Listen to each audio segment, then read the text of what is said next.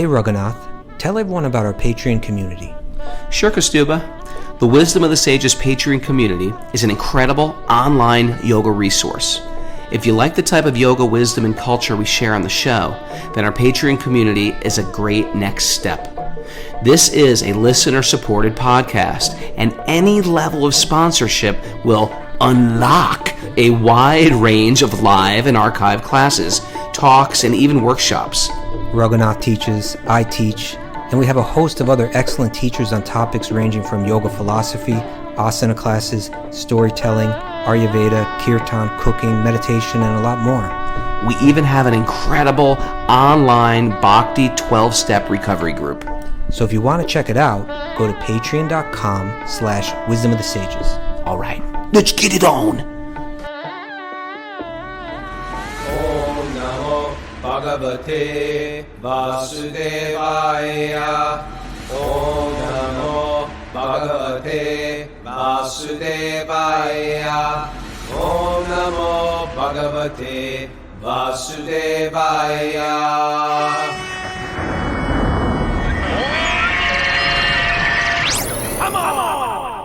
Live from New York City. I don't even know. I never even thought about all the things Raghunath does. Live from New York City. Welcome to Wisdom of the Sages, a daily yoga podcast.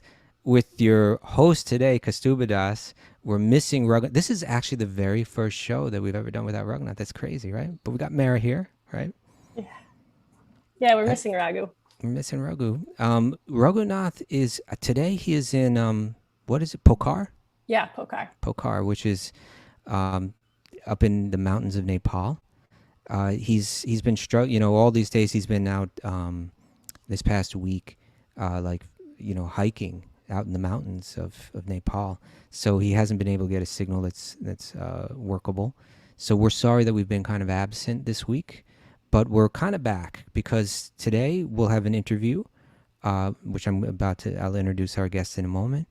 And tomorrow we will have Raghu. He'll be in a place where we feel we can get a decent quality sound, at least if not video, audio. And we'll do questions and answers tomorrow. So that's questions and answers tomorrow at 8 a.m. And then after that, on Monday, Tuesday, and Wednesday, we'll do something a little different. Our friend and regular Zoomer and other, Balaram Perez, who's here with us this morning, he's got his own project. I'm forgetting let me unmute Balaram. It's called Creative Studios, right? Creative Sangha. That's right. Creative Sangha, which is a production company that you're working on with some other wonderful devotees. And Balaram wanted to interview me for part of that. And I said, well, hey, why not, just because we need some days to fill up here on Wisdom of the Sages, maybe Balaram could. I really like the questions. I thought they were really good questions for our audience to think about and meditate on. And so I said, why don't we just do this on Wisdom of the Sages? So I'm really grateful to you, Balaram. Thank you for stepping up. And Balaram will be interviewing me on Monday, Tuesday, and Wednesday. We were assuming it'll take like 3 days to answer all those questions. Mm-hmm. So we got tomorrow, Raghunath and myself with questions and answers. Balaram will be interviewing me on Monday, Tuesday, and Wednesday. Thursday and Friday, we'll see what happens. Saturday, Raghunath should be back. Next Sunday, he's traveling, and then he's back. Right, so we're mostly here, moving forward. So sorry for last week. And Mara, do we have some announcements for people? Yeah, we do. We have a lot of stuff going on this weekend. We have a Bhakti recovery group meeting at 9:30. Also at 9:30 is Ayurveda for Spring with Lauren Baptiste for Patreon members. Excellent. And tomorrow, Madhu is offering an Ayurveda Q&A at 6 p.m. for Patreon members as well. At what time is that? 6 p.m. tomorrow. 6 p.m. Eastern time, Madhu. Yeah, Mm-hmm. that's great. You can ask your question. So whatever you can learn stuff about moving into spring with Lauren Baptiste today.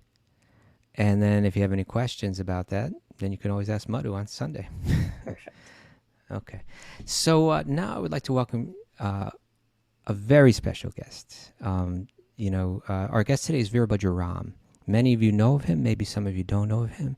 Vira is, he and I work very closely together at the Bhakti Center. He served as the executive director for the Bhakti Center for, I think, about 4 years. Is that right, Vera? Yeah, 4 or 5 years. You got Four it. or Yeah. 5 years. So first of all, I want to welcome you, Vera. Welcome to Wisdom of the Sages. Thank you, Kaustubha. Thank you for having me. It's, Grateful to thank, be with you and Mara and Raghunath and Spirit and all yeah. these amazing, illustrious beings. Yeah, yeah. Actually, I should say, I spoke with Raghunath briefly this morning, and he asked me to say hello to everyone and to offer his respects to everyone. So he's thinking about all of you, and he'll be with us tomorrow. So Vera, let me just, I don't have like a formal bio to read or anything. I'm just kind of speaking from my heart. But, Vera's family, Vera, was born into a family of bhakti yogis. In a community in Dallas, Texas. And that's a community that I had a connection to because my guru was like, played a large role in that community. And so your mother, Kunti, was like a god sister of mine. She was also, a student or a disciple of my guru, Tamal Krishna Goswami. And so when I first got introduced to bhakti, that was like in 86 and 87, but I think in about 88 or maybe 89 latest, I visited the Dallas community.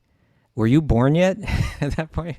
I was a little one. I was about the age of my son right now. I was one and a Yeah. half, 2 years old. Yeah. Yeah. So I know I met your brother Rupa, your older brother Rupa, who may have been about 5 at that time or something like that. Yeah.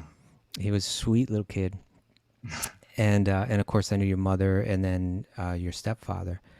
But and I probably just but I remember you from a few years later. I remember you running around, and so I've known you and I've known your family for a long time, but eventually, back then I would have no idea that a couple decades down the road, that we would be serving, very closely together on a really exciting project, which was the Bhakti Center. But before we get, what I would like to do with this interview is really hear about your experience in the Bhakti Center, which was, and for those who aren't familiar, the Bhakti Center it's a cultural center, 6-story building on the Lower East Side of New York City that's really dedicated to presenting bhakti in a way that's very relevant for people, making it really practical and fun and dynamic and providing a wide variety of opportunities for that. So Vira became the executive director of that project, and himself and myself and a group of others, for those 5 years or so, worked very closely to help develop that project. And Vira's contribution to that, I'll share more as we go on, but it was so essential and so important. So through this interview, I would really like to hear about your experience in leading that project, and especially also built into that is the role that Radhanath Swami played in that project, and with you specifically in the kind of lessons that he shared with you, the kind of instructions that he gave you, which I think are relevant for a leader of a project like this, but also kind of relevant for just human beings and bhakti yogis in general. So I want to get into that. But before so, I'd really like to hear you have an interesting background too. So maybe you could just like give us a little, start where you want to start and let's see where it goes. Thank you so much, Kaustubha. Super grateful. And you kind of you touched on the starting point. So right after my birth, a lot of times when I met people over the last decade, people think that, okay, I've always been a bhakti yogi. I've always been somebody who's really committed to the practice. And there's a lot that's led me to actually want to practice bhakti yoga and actually see the importance of it and see the need, how necessary it is in my life. And so, Dallas and in my upbringing in Texas, in the Hare Krishna community there was really, as I reflect on it, it was like it was a mix of a lot of dualities. There was simultaneously this bubble of love and community and support and so much nourishment, but also like in the middle of East Dallas, which is like a gang-ridden, drug-ridden community. Yeah. My mom, is the most loving person I've ever met in my life, and also struggled a lot as a single mother for years. And Right. so, kind of having the dichotomies and the dualities really vivid in the first 20 years of my life. And they continue to be able to see them and hopefully recognize them more and more in my life. But just kind of, I think that was, that was so much of the thrust of it. And as I kind of look through each phase of my early life, that was the case. As a young man, my stepfather coming in was so much love, but then also like the absence of my birth father for so many years. And then later in life, feeling lost, and then finding a mentor in Arjuna, and, being in high school and, starring as a quarterback in our high school, and being popular, but then also being heartbroken and, devastated and crushed. And I think all of that, as Raghunath and I have talked about this a few times, especially as we were first getting to know each other, is that all of that kind of, the experience of the joys and the pleasures of the material world, and also like the devastating heartbreaks that I experienced in the material world, I feel like shaped me and directed me to a place of surrender early, in my early 20s. And that's what kind of, that's what kicked off my spiritual life. Really was from suffering, I would say, more than anything. It wasn't like, Krishna consciousness just swept me up as a little kid, and I just kept riding that wave. It was a lot of pleasures and a lot of heartbreaks that kind of led me to just see the nature of the material world and to want to practice. It seems that your mother, although she was like a fully committed bhakti yogi, she must have given you some space to kind of come to it on your own. Is that? Yeah, definitely. Yeah, because it's a great insight. I mean, my mom, she just said, she said, I just want you to practice spirituality and have a connection with God. Like I want that for you, because she was experiencing the joy of that. And she definitely gave space. It wasn't like one way or the highway. There were definitely, there were certain, rules of the house and ways of living. At the same time, she was really, really respectful of that path, being an individual. And I know that community, it's a really unique, it's a beautiful community where there's like a temple and a really wonderful restaurant as part of, the center of that community, which was like an old school, and an old church, actually, right? An old church. Yeah. And then it has like a big open kind of yard. And then all around that yard, like on the blocks all around that, little houses. And in each one, there's different families of bhakti-yogis, right? So it was kind of like quaint and sweet like that, and really good people, all those people were just like such nice people. Amazing people, Kaustubhaji, amazing. You know better than anybody. Really, really amazing people. Yeah. And, but at the same time, for people to understand more clearly your story, but at the same time, your mother, as you say, your mother was struggling financially. You were struggling. There wasn't always money there. There wasn't even always like enough to just like kind of like feed you. And you've shared with me that sometimes, you'd be eating dinners in the homes of, you could just kind of knock on the door and show up at someone's doorstep and they'd feed you. Yeah, definitely. My brother and I mean, there were a few kids that kind of fell into that category. There were a lot of strong families that were there, a lot of strong families that we got to grow up with. And it was a village that raised my brother and I, for sure. There were times where it just wasn't possible. My mom wasn't able to provide the attention, which breaks her heart to this day, the attention and at the same time, the community overall provided that love and that attention that we needed to grow up and to eventually see that that's really what we were looking for in our life, was that love that the devotees had, that love that they gave so selflessly, that they were so committed to. That's what brought me to bhakti, for sure, was my mom and my dad, and being able to see that, like, that contrast. And maybe that, as we go further into this interview, that'll tie into some of the lessons that Raghunath Swami shared with you. Because prior to this interview, I asked Vira to share with me a list of kind of some of the lessons that he learned from Raghunath Swami. And, part of it has to do with, we can communicate this philosophy to someone, but what's going to change their life, it won't be so effective if they don't really feel some sense of care.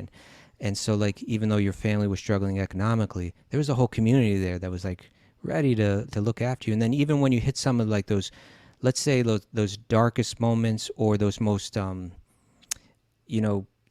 challenging moments for a teenager, I think there are community members for you there, but maybe you could share like a little bit about your teenage life. You mentioned that on one hand you were like the star quarterback. Football is a big thing in Texas. People don't know. It's like that is like the center of the culture practically. At least in the season, right? Sure. Yeah. So you were like the quarterback of the team, which is like really the leader of the team. But there's a whole nother side of your life that was developing at that point. Let's say the more dangerous side. For sure. Yeah, for sure. It was, because East Dallas is, every gang was in East Dallas, and Yeah. and kids that were young, that were older than me, that grew up even in a more intense culture with less of that bubble of that protection, were, pulled into those gangs and pulled into that way of living. And some of them never came out of it. Right. And so that was kind, it was a culture of you're constantly looking over your shoulders, and there's a certain toughness, there's a certain edge that you're just taking every step with, walking through that neighborhood, ready for anything, right? Ready Yeah. for whatever's to come. And so definitely, I really, I embraced that culture. There was a part of me that embraced that, the gangster culture. I embraced that as a certain persona, as a certain mask, a certain, mechanism just to make it through living in that neighborhood. Once you stepped outside of those homes, and once you stepped outside of a couple block radius, you're in the hood. And so Yeah. that was, that led me into the music I listened to, the people I hung out with, the types of substances I put into my body, and really what my aim was in life, the aim to be the center, right?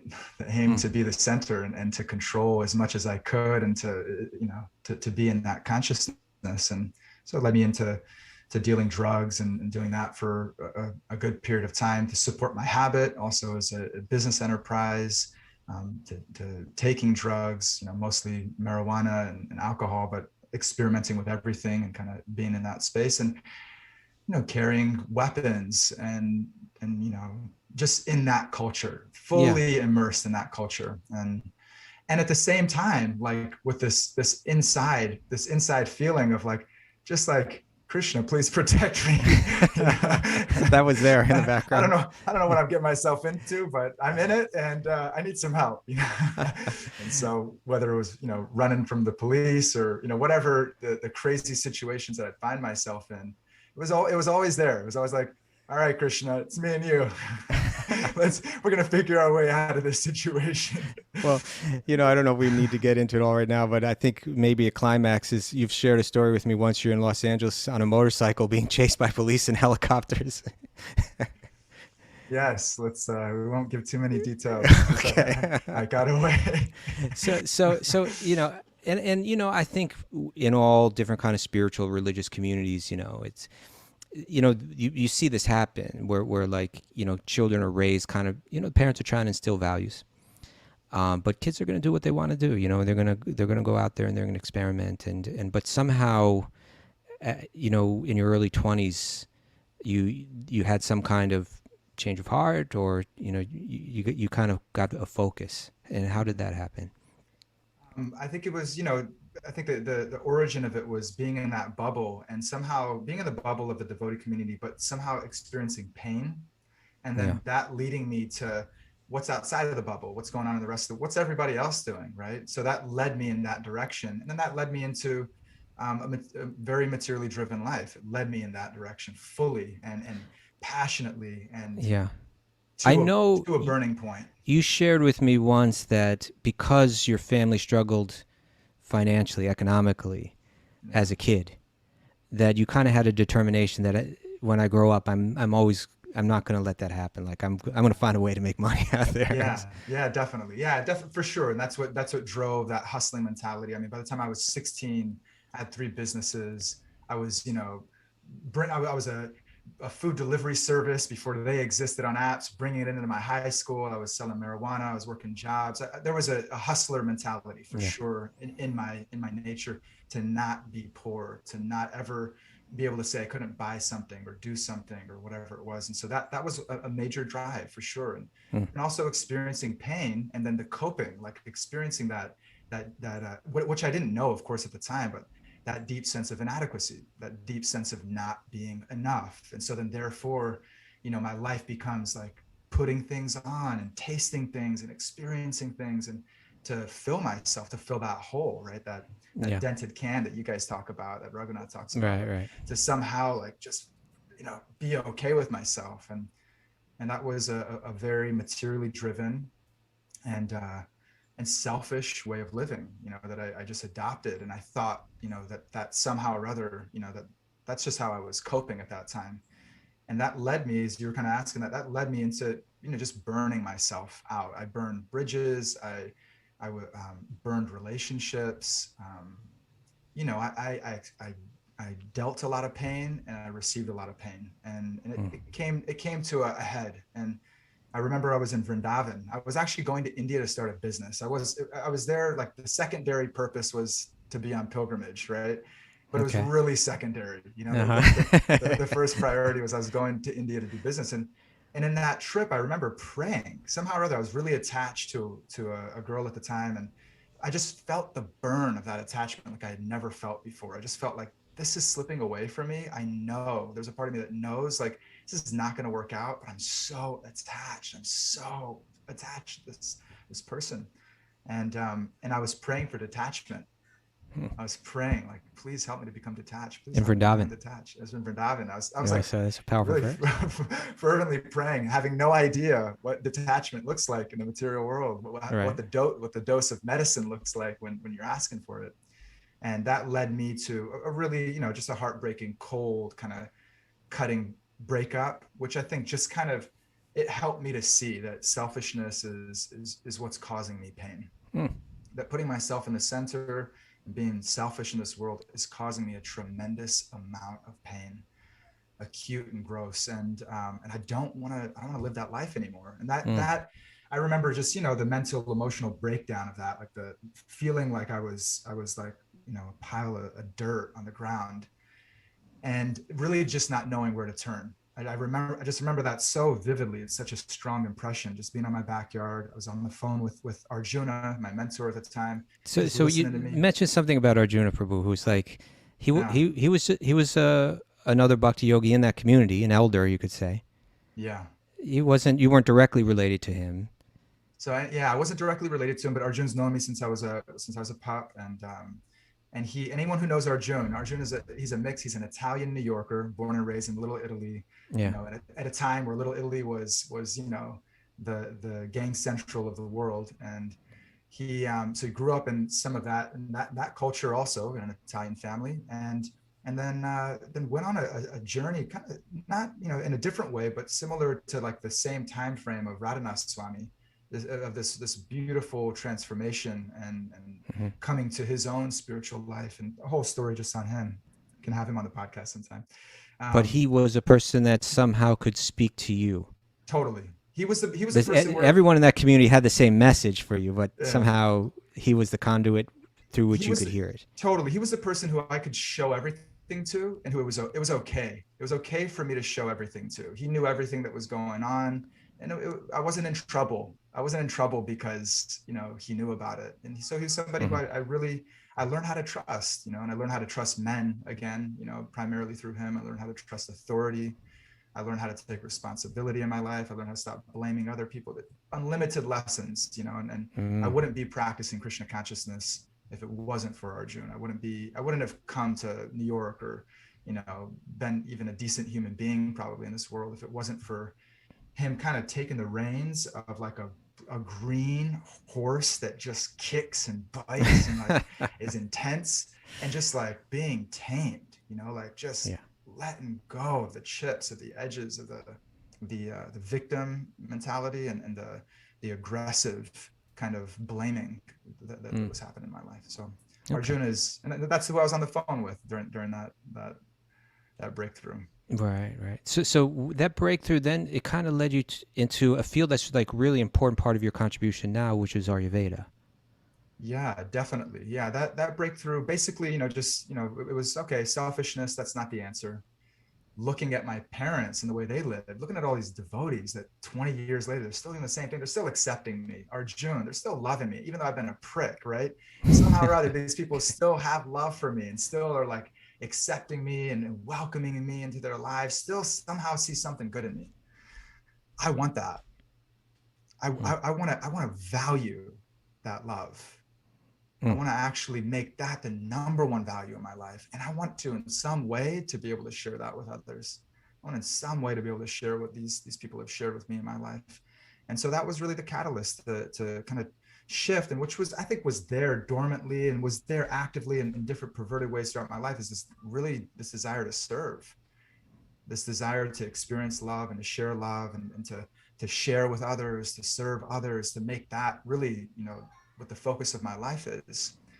And that led me into practicing Ayurveda. That first led me into a sincere practice of Bhakti-yoga, living like an ashram life for some period of time, and then meeting a dear friend, Nashringa, a fellow Gurukuli, like an elder brother to me, that had grown up in a different way, but also in the Hare Krishna movement, had grown up, in a different way, but a lot of shared experiences as well. 10 years my senior, and I met him in LA in 2008, and he basically shortly after invited me to help him develop his business, and then shortly after that invited to take me on as a mentee, and basically just to give all the gifts, all the knowledge, all the wisdom, all the experience that he had studying in India for decades, and studying under great teachers and master yogis and Ayurvedic doctors.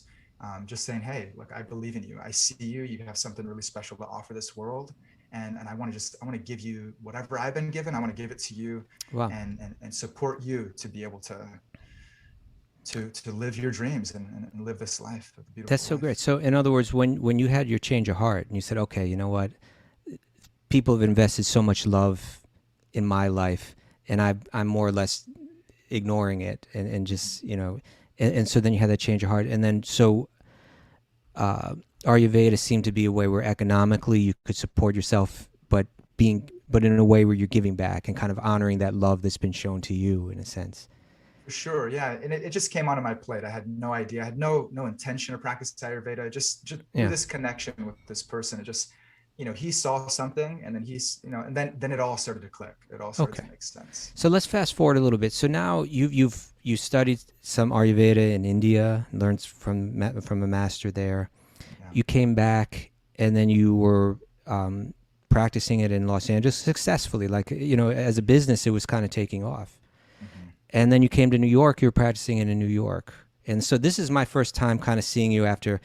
I remember probably the time before that I seen you was probably in 2000, when you were actually, and this is another, I think, a relatively short chapter in your life, but you were in the Gurukula, in the boys' school in Mayapur in West Bengal. Yeah. I remember seeing you there. Yeah. And so then now we're fast forwarding probably about 11 years, a decade or so. And now here you are, young adult, practicing, your own business, of Ayurveda in New York City. And so we crossed paths again. And you've kind of made friends with some devotees, including Jai Giridhari, who's become like a brother to you, like, and he was living in the Bhakti Center at that time. So at a certain point, and by the way, we should mention, we've had your wife, Diana, on our show before. And I'll say now, these two couples kind of came together, which was Vira and his kind of sweetheart from when you were like 9 years old or something like that. Do you go back? It's eternal, Kaustubha. It's eternal. No, but we have photographic evidence of like you and her as 9-year-olds, like little boyfriend and girlfriend, right? Little sweethearts going way back. So eventually you reconnected with her and her sister, Shama. These are, when I say these names, all these people are just like so dear to me. And these two couples, Vira and Diana, and then Shama and Jai, they became, in a sense, like they were all living in the Bhakti Center, and they really became the core of that community. And it was an incredible. It was really, in a sense, a kind of a changing point in the history of the Bhakti Center. It's like things began to blossom in a special way when you were all there. But you moved into the Bhakti Center, kind of not to be the executive director, but how exactly did that happen? It's, just touching on it, super briefly, how the biggest things in my life have manifested have all been beyond my plans. The biggest, most important moments of my life, they haven't been from strategy and planning and control. They've been because you know, God's destiny is unfolding in my life. And so that was definitely just such a obvious, looking back on it, you know, that Krishna had a plan, and the plan was for us to be in New York. And I was in New York for business. I was not there and I still, you know, with an active social life and certain habits and things like that, I was not like a strict practicing bhakti yogi. I was there to help people, to make a difference in the world, to run a successful business, and did that. And meeting the devotees at the Bhakti Center. Anytime you cross paths with Kaustubha or people like Raghunath, who I also got to spend a lot of time with when I first was coming out to New York, it's life-changing. And like, you know, so many of the devotees in Dallas saw something in me, Kaustubha, from the moment that we were spending time, and just every time we'd get together, he was seeing something. And, Well, it was there. It was. and Well, so now you're living in the Bhakti Center, because the Bhakti Center, it has, you know, one floor is a restaurant, and another floor was like a temple, and another floor is classrooms, and other floors are ashrams. But there were some apartments like there. So these two couples now were renting one of those apartments, and you're living in the Bhakti Center.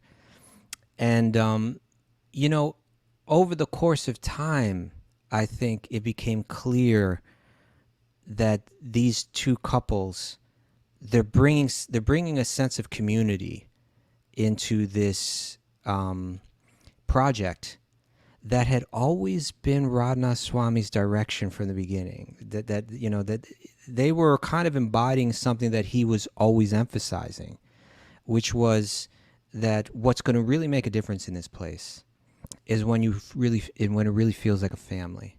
When you walk in the door, and you really feel like, even if you can just see other people operating like a family, it's inspiring, right?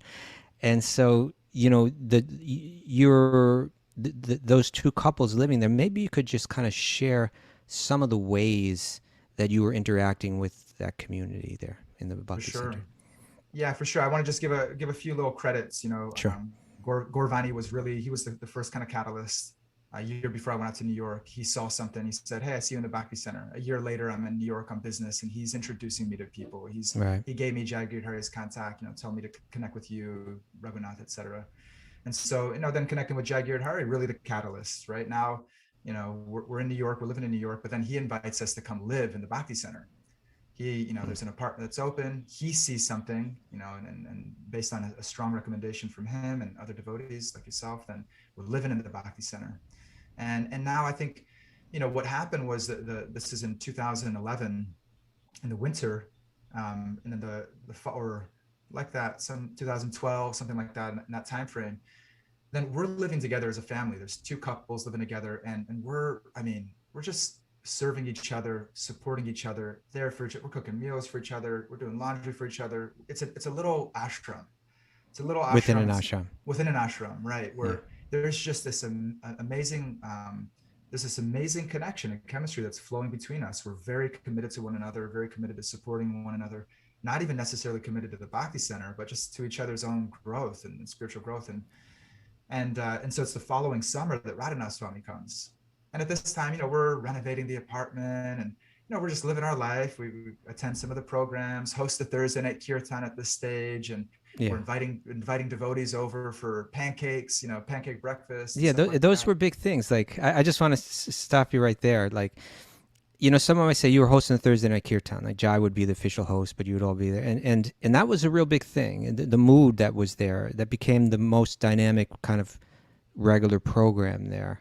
And it just kind of grew and grew until there was like about 150 people coming every week, and that place was like packed out. Yeah. But also, even something like, it sounds like a side note, right? Like we'd like once a week you'd invite everybody there in for like a pancake breakfast, right? Yeah.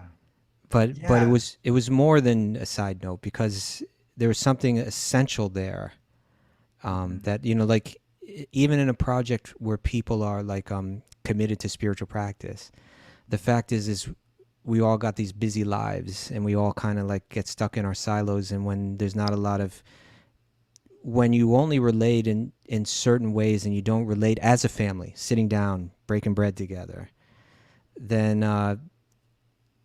there can be tensions can build, and distrust can build, and, you know, different types of friction can build, you know. But it created a family atmosphere, I think, by your doing that. Yeah, that was definitely, I think, something we all valued and something that had been instilled in us somehow or other from earlier on in our lives, just to value that and to bring that together. And the Radhanath Swami really just kind of, you know, in 2000, I guess now we're in 2012 summer. I can't remember exactly, but we call it the summer of love because we just had no idea. We had no idea what was coming, you know, and we're living in the Bhakti Center and it's amazing living in a temple, you know, we're not dedicated to the project or anything so deeply. And he comes and basically every day, you know, we get these little knocks at the door and, and he's just, you know, and then, you know, we open the door and there's Radhanath Swami, you know, like, all right, Yeah. you know, please come on in, you know, and then at a certain point, we just started to leave the door unlocked, which not a lot of people would do in New York City. It's not a common practice, but we just started to leave the door unlocked. And then he would give that, and then he would just walk in, you know, and you know, the door swings open and Radhanath Swami is walking right in. And so it's just kind of like this, there was like our consciousness and our hearts were always prepared to receive the Swami at any time. You know, the Swami is going to come walking into the house. And so just started to serve him, you know, and then inviting him for meals, and then him coming every single day and taking prasad and staying with us for hours and hours. Sometimes he'd be with us for half a day at a time. You'd forget, you know, other meetings, other things are going on, but it was like we were somehow or other, we were like the only people that existed for the time that we were with him. And there was nothing we were doing. We weren't his disciples. We weren't necessarily, you know, serving the project. There's nothing like that. It was just this person showering us with love, showering us with love and telling us his story and hearing our stories, and just this we're breaking bread together. We're sharing this very, very intimate way. We felt like a family. We really felt like this is our spiritual father.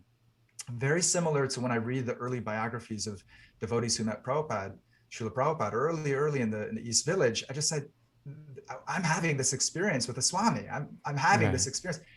There's no judgment. He's not expecting me to do anything. He's not telling me what to do. He just is loving me every single moment, loving me and showering with that love. And so in a deeper way, like I had experienced in my earlier 20s, it's just like, oh my God, like what I feel when I'm around this person, like I don't want anything else in my life. I don't want anything else. I feel complete. I feel whole. Life is perfect. Okay, if I'm feeling this way, we're all feeling this way. So many people can attest to the same feeling. I want to live my life in such a way that I can share this in some way, in some little way. And I remember Radhanath Swami at that time, we just said, how can we serve you? Like you've captured our hearts, you've stolen our hearts, and we want to serve you. And what can we do? And he said, just keep living life the way you're living. And he said, just spread what you've created in your home. Just spread that into the rest of the Bhakti Center. Just share that. Open your doors to the rest of the Bhakti Center. Open your hearts to the whole center, being able to carry this family mood and share that with others. And so I feel like he really, he empowered us, and he saw something that we didn't see in ourselves, and trusted us kind of to do whatever we could to help to foster that mood of every person walking through the doors of the center being our family, no matter what their background is, no matter what they're doing, faith, this doesn't matter. They're our family. They're cherishable. If we go back, like go back in time a bit, when the Bhakti Center began, a lot of the inspiration from it was from people who had visited Radhanath Swami's project in Mumbai, the Radha Gopinath temple there in Chowpatty, Mumbai, where he really created something so wonderful, and was based on this principle, this almost counterintuitive principle. It's not, I don't know, for a manager it can almost seem counterintuitive, but that when you don't see things like, it's common that when you have to run a big project like that, you put the project first and the people second. And the idea is that the people have to surrender to the project. And if that's happening, that's the formula for success. Mm-hmm. Whereas Radhanath Swami, the way that he saw things was, if you just invest in the people, then the project will automatically follow, right? If people feel that connection, they feel that genuine care, they feel that real love. And if decisions are made based on what is best for the spiritual life of this person, then they'll be there to contribute as a resource for the larger project. and the project thrives. And Chowpatty, that Radha Gopinath temple in Chowpatty, Mumbai, that was the proof of it, in a sense, right? It was such an incredible, powerful, devotional, radiating, project. And so the idea was to try to do that. And of course, you try to take that theme and you try to recreate it in a different place under different circumstances. It's going to come out different. It's not, you can't try to recreate it in the exact same way. But we struggled for some years just really trying to understand, how does that manifest here? What does it look like? And my feeling, having been there with the Bhakti Center from its conception, was that when your family, those two couples, when your influence started to grow there, it was that essential idea that it wasn't that we didn't know it or we weren't trying before, but it was at that point that it really began to sprout and really began to grow. That idea. Let's care for one another. Let's be a family here. Let's make that our first priority. And it really created a change. So when there was a shift in the executive director, quite a few of us felt like, you know what? He's young and everything, but Vira would be the guy to be the executive director. It's like, it's not necessarily the most capable manager. We have people here that can manage and deal with, finances and legalities and so on. But what we really need is someone that can really bring everyone together. And so at a certain point, you took on that role, and you had a unique opportunity where, like, this most important, an extremely important global leader in the world of bhakti-yoga, who many, many people want to get close to and get his instructions and have the opportunity to learn from. You had the opportunity to one-on-one, in a very intimate and direct way, learn from him in terms of this project, which was a focus of his. And so I would like to really hear things that he shared with you, different ideas that he shared with you that became important in your leading that project. Thank you, Kaustubha. I'm just, even... Vera, just let me say, you sound a little quiet to me. Maybe if you can just try to keep close to that mic, please. Maybe I'll turn it up a little bit. There you go. Is that better, Kaustubha? Yeah. Okay. Well, just that, just first of all, just acknowledging, like, the answer to that question. I pray for that to be a meditation for me throughout the rest of my life and eternally. And that I will, I'll try to answer it the best I can, but really it's, I know for sure that I'm super unqualified to answer it. And I know I'm just skimming the surface of what Srila Radhanath Swami gave me and gave my family and gives to every person who he comes into contact with. It's just like barely scratching the surface. And you touched on so many points. You touched on so many valuable points and areas that we really tried our best to bring to the Bhakti Center, to bring that mood of togetherness, to bring that mood of every person being valuable, every person being important in Krishna's plan, every person being a part of something that is a beautiful offering, to God. And I struggled with that, right? I also really struggled with that at times. But I could see in reflection that absolutely, that's always the essence. And looking at Radhanath Swami and the projects that he's led and being with him intimately, whenever he was in New York, being his personal servant, his personal assistant, seeing so many different types of people interact with him in so many different types of ways, people that were enemies to him, that had taken on that mood, people that were glorifying him, that were some of the most powerful people, influential people in the world, people that were nobodies, people that he had never met before, that were just common people on the streets of New York City, that the way he interacted with every single person, that essence was the same. That essence was the same. And whatever experience was coming onto his plate in life, that he was responding to it as, this is God's will. This is Krishna's will in my life, and surrendering to it with that mood of service, And so seeing that on a day-to-day basis, seeing that in hundreds and in thousands of interactions, seeing that in so many different settings, in the penthouse suites of Manhattan and the luxury homes of Los Angeles, and then also seeing it, the simple way that he lives, right? He's, as I was reading Bhagavad Gita today and just reflecting just on a little bit of the nature of Anasami, he's the living version of it, right? He's a living version of a devotee that Krishna says is dear to him. All the qualities of a Vaishnava. Yeah, so, I'm sorry, please continue. Yeah, no, go ahead. Well, I was just going to say what you're describing, in other words, and I also got to see that too. And much of it was happening right in your own apartment, right? Because you had a one bedroom apartment within the Bhakti Center. At this point, at a certain point, those couples that were living in one apartment were now living separately. We blossomed. Yeah. So you and Diana were living in an apartment within the Bhakti Center. And, and Diana's so great with, design and all that. So she made a really nice atmosphere in that apartment. And then Radha Swami would usually just stay in someone's little apartment, like, in the neighborhood. But he would kind of operate out of your apartment during the day, right? And different guests would come see him. And so sometimes he's meeting, as you're saying, some of the wealthiest people in the world, some of the most famous people in the world. And then people that like nobody knows about and that have no wealth or fame or anything.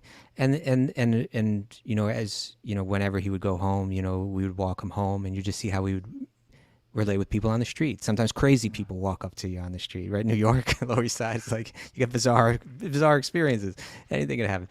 But being able to, you're saying he was responding from that same place with everyone. And that spiritual vision is something that we try to talk about a lot on the show, where you're recognizing the soul and the super soul within every living being. And so you're not judging, well, this person's cool and this person's not cool. This person I want to hang out with, and this person I don't want to hang out with. This person, it's like, yeah, that idea, that same quality of soul is within every living being, and being able to respond to it. We would see that so much in his example, where it's like you read about it in Bhagavad Gita. It sounds like a beautiful, wonderful thing, but you need to see it in someone's, you need to see it play out in someone's character and in someone's behavior. Mm-hmm. Absolutely. Yeah.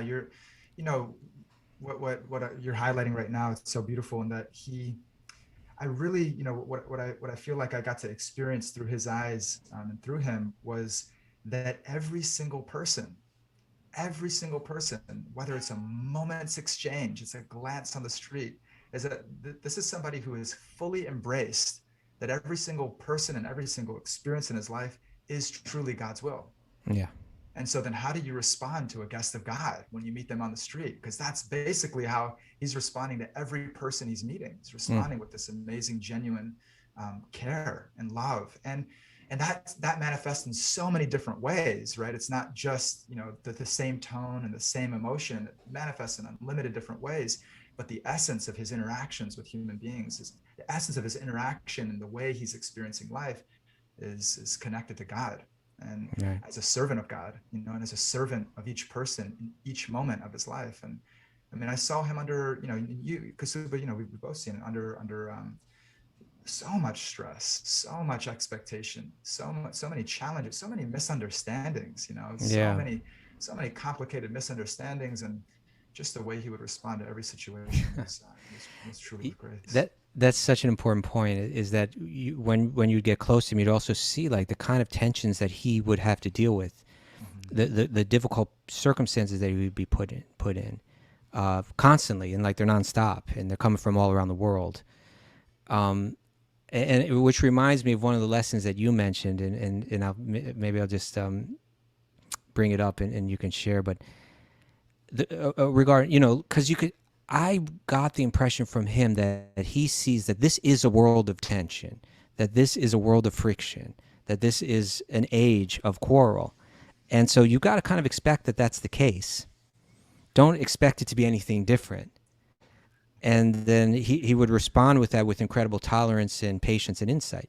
But there's one, I remember once where a group of us had met, and just with the idea of laying down, future goals and so on.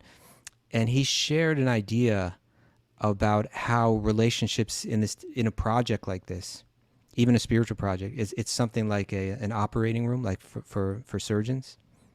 Yeah, definitely. It is. It's a surgeon's operating room. Our exchanges with each other, our exchanges with ourself, the way that we're communicating with ourself on the level of the mind, and the way that we're communicating with others, starting on the level of the mind.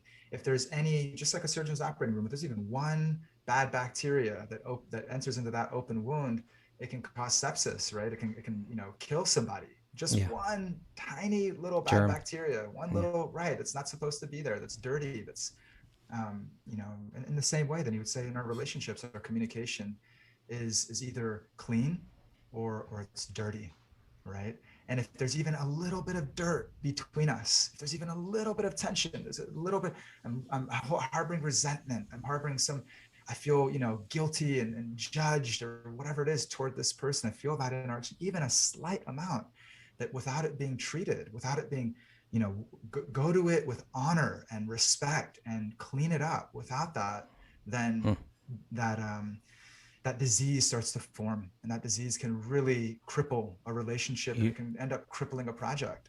Like you have to expect that it's going to happen. I remember him saying it's just like in the operating room. It's not like, okay, it's pretty clean in here, let's go ahead and go with it, right? It was like saying, no, they have to like sterilize everything, right? Walk in there wearing mask, and the entire room and every little piece of equipment has to be sterilized. You have to err on the side of super caution. And so he was saying that, yeah, if there's not a really strong level of communication and trust and friendship, then you can expect any little misunderstanding will be a germ that's going to grow into like an infection. Yeah, right. Absolutely. Yeah. And so even things that aren't real, but they'll be perceived as real, right? That person, looked at me a certain way, and suddenly like that just grows. Yeah, totally. Yeah. And And it's so our responsibility. It's our responsibility when we notice that whoever is at fault or whatever the situation is, when we notice it, then Raghunath Maharaj just push and encourage and strongly encourage that it's our responsibility to walk toward the mess. If we notice the mess, it's our responsibility, and it's our salvation, it's our healing, it's our transformation, it's our opportunity. And so that was such an important principle. And then to keep those lines of communication so open that the germs don't have a chance to take root, right? Well, and I'll give just a little. There's like a little asterisk to this. It's like these are principles that I tried my best to lead by example, and I struggled with every one of these principles. They're not easy to apply. They're super challenging to apply. They take so much maturity, and they take so much experience, which I feel like I had the honor to have experience and to be around incredibly tolerant, patient devotees like Kaustubha, like Raghunath, like Doyal, Sundarnath, Jai Girdhari, Shamdhyana, Vasudev, on and on, Gaur Sharan, this so many, Rasik, this one, I could go on, list 100,000 names, and all the devotees that came before, right, that set a foundation for us to be able to come into some stability, to come into a building and to be able to serve. So struggled, and so much credit is due to every person who tolerates, every devotee who chooses to tolerate, chooses to take that higher road. And without that, we wouldn't have done anything. So just kind of throw that in there. So you gained so much, even while you were much of the time while you were serving as executive director, you still had your own business, right? You were still, kind of operating. Would you call it a life coach? I mean, Marma, like your Ayurveda was involved in it, but it also had to do with like coaching people. Yeah, definitely. Coaching was a big part of it, and body work was a big part of it, and lifestyle, helping people to live the dream, right? What I believe and what I've understood through Shastra is that in our heart, Krishna has placed a vision and a svadharma, a way of actually expressing ourselves in this world in service, which is truly fulfilling.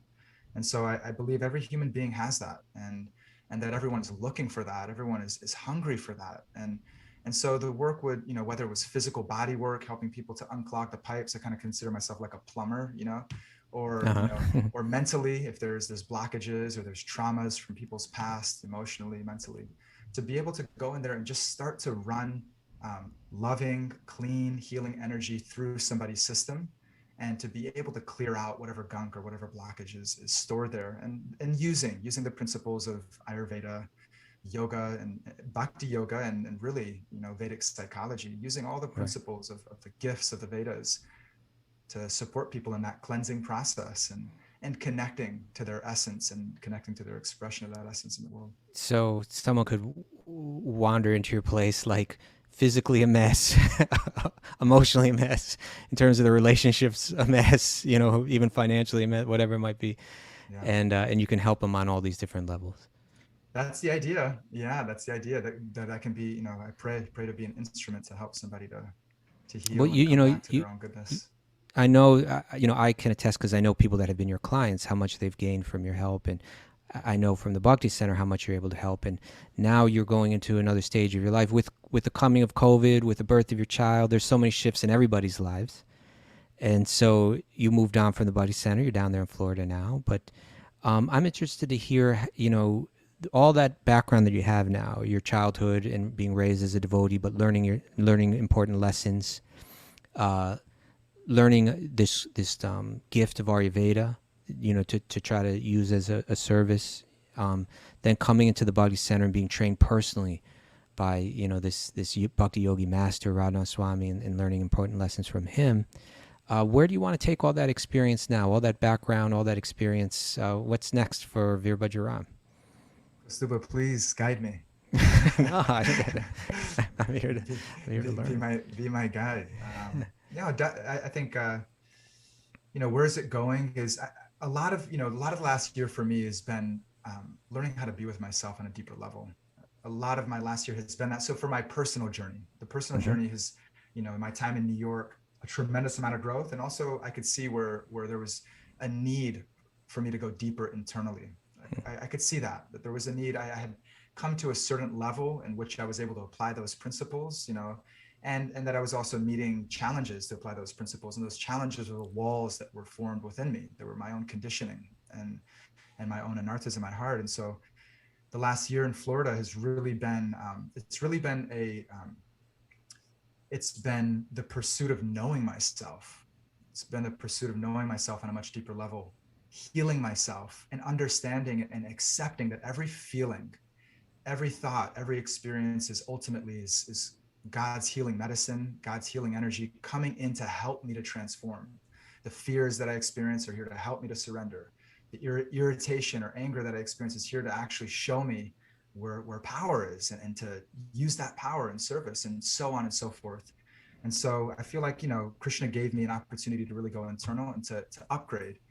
And as I'm experiencing a deeper connection to myself and to God, I just want to share that with others. It comes out, and Diana and I have created paths of programs and experiences to be able to support people to learn how to be with themselves, to learn to go through the process of self-healing, for us to go on that journey together in a vulnerable space, in a real, held space, a family space, to go through that cleansing, to go through that transformation. And the byproduct of that, a healthy, clean consciousness, is the desire to serve, the desire to make a difference, and the fruition, the manifestation, the blossoming of people's purpose in their life. So that's as I experience a little bit more the flavor, the taste of bhakti yoga, of the whole Vedic culture, the Vedic sciences, and their ability to help transform the human experience, and to bring us into the experience of heaven on earth. Really, whatever difficulties and challenges and hellish kind of conditions can be here on the planet, all of that is a catalyst. It's all a catalyst for the experience of connection with God, connection with ourselves in a deeper way. And so to support people in that, to support people in their very real human experience, to be able to feel a more and more intimate relationship with God, and a closer connection with their truth. Are there certain things we could plug where people might be able to connect with that? Absolutely. So, if you go over to, we have a website, it's called thesisterscience.com, and that's Diana. Really, she's the Shakti. I give so much credit to Diana behind the vision of what we're able to do, and how she's engaged me in service, and kind of seeing how I can serve. And so if you go online, you'll see offerings there. And then thesisterscience.com. thesisterscience.com, exactly. And really, we have a living Ayurveda program that we're in right now. That's a 6-week program that's really about self-healing. It's really about going into that journey of cleaning, of cleaning the samskars, of cleaning the conditioning, the whatever is there that's sitting in the heart, to start to go through that cleansing process and see how we can do that on a day-to-day. That's our living Ayurveda program. And then we do an Ayurveda wellness coach training. And that's going on a deeper dive into our self-healing, and then to be able to provide that same experience for others to go through their own self-healing and own transformation. And so you can see Sounds great. on the website. All right. Well, don't forget us. We're still dependent on you over here at the Bhakti Center, Still counting on you. I'm so grateful. I'm so grateful for the opportunity to share. I'm seeing a few friends on here, and just, I'm grateful for all of you giving your kind attention and time, and my heart is yours. My heart is yours. Any way I can serve you, Raghunath, that is my heart. That's my heart and soul. I'm so grateful. Well, thank you so much for spending this time with us, Vira.